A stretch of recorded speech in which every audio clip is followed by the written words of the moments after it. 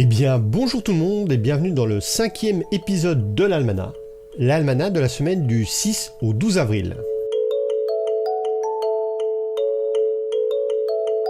Le 6 avril 1992, Microsoft sort officiellement une nouvelle version de Windows, qui est Windows 3.1, nom de code Sparta. Pour ma part, c'est la première version de Windows que j'ai pu manipuler, même si j'ai pu m'amuser un peu avec un Windows 1.0 bien des années plus tard. Ça a également été la première version de Windows qui fonctionnait en mode protégé, ce qui signifie qu'elle ne pouvait pas marcher avec des microprocesseurs antérieurs au 80-286 de chez Intel. Windows 3.0, son prédécesseur, lui, pouvait fonctionner avec des processeurs plus anciens, mais au détriment d'une bonne gestion de la mémoire et du multitâche. Ça a également été la première version de Windows qui était disponible sur un CD-ROM, et la première fois que Microsoft a introduit le concept de base de registre.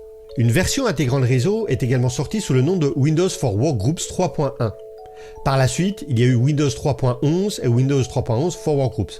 Pour ma part, je croyais que Windows 3.11 n'existait que pour le for Workgroups, puisque c'est celle-là que j'ai connue. Mais saviez-vous qu'il y a aussi eu une version Windows 3.2 ?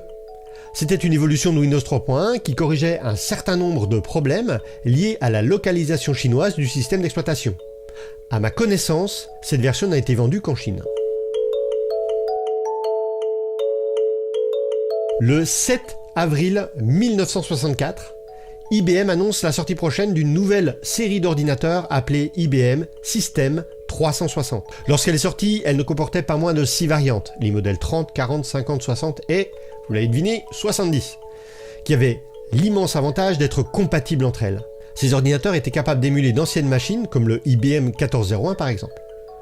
Le nom 360 était un clin d'œil sur l'objectif de la gamme d'appareils qui était capable de répondre aux besoins tous azimuts, donc à 360 degrés.